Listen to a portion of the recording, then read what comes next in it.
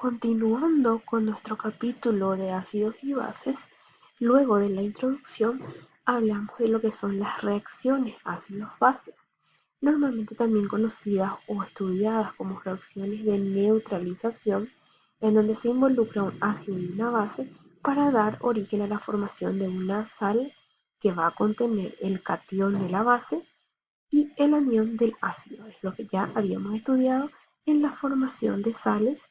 Aquí tenemos algunos ejemplos de ellos. También tener en cuenta, como ya vimos en la clase y en el video anterior, ácidos y bases de Bronsted, lo que son las ácidos y bases de Lewis. En este caso, lo que varía del concepto de ácidos y bases de Bronsted, que nos consideraba los ácidos como aquellos que podían donar un protón y las bases las que podían aceptarlo, un ácido para Lewis es cualquier especie que puede aceptar un par de electrones, desde la explicación de lo que es la configuración electrónica de Lewis. Y la base es la que puede donar un par de electrones. Aquí vemos una combinación entre un ácido y que, o sea, una fórmula que actúa como ácido y una que actúa como base, y pueden ver que el grupo, este par de electrones de la base, está siendo donada o compartida con el ácido, que en este caso es el cloruro de bario. Entonces aquí lo importante es que el concepto de Lewis es no el de compartir, no el de donar o aceptar un protón, sino un par de electrones. Dentro de estos conceptos de ácidos y bases, estudiamos el proceso de la autoionización del agua. ¿Por qué? Porque el agua se ioniza muy poco, pero puede dar igual número de iones hidrógenos hidratados e iones hidróxido, es decir, tanto H como OH. En este gráfico podemos ver cómo se da la autoionización, el agua actuando como una base y también actuando como un ácido, y uno de los iones hidrógenos se transfiere al otro, a la otra fórmula del agua. Obtenemos en este caso H3O, que va a estar cargado positivamente, pero que también puede donar luego a la base, es decir, se pueden autoionizar. Según la teoría de Bronsted y Lowry, esta autoionización del agua corresponde a una reacción ácido-base. Como el agua es pura, es importante conocer que su actividad es 1, por lo cual su concentración da una expresión de equilibrio. Esto se conoce como la constante de equilibrio o producto iónico del agua y se representa con la fórmula Kw. Esto medido en el laboratorio, es decir, el número de iones actuando como base o como ácido, nos da un potencial iónico del agua de 1 por 10 a la menos 7 moles por litro. Si sustituimos estas concentraciones en la expresión correspondiente al potencial iónico de agua dado por los valores de ambos iones, tenemos 1 por 10 a la menos 7 por 1 a la menos 7, lo cual nos da un producto de 1 por 10 a la menos 14 a una temperatura de 25 grados. Siempre recordamos que la constante de ionización se mide en moles por litro. Esto o este proceso de autoionización del agua nos va a dar el origen a algo importante dentro del mundo de la química, que son las escalas de pH y también las escalas de pOH.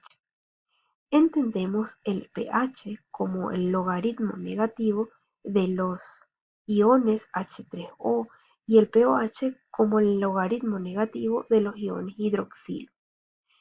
El pH de una solución puede determinarse por medio de un medidor o por medio de un indicador.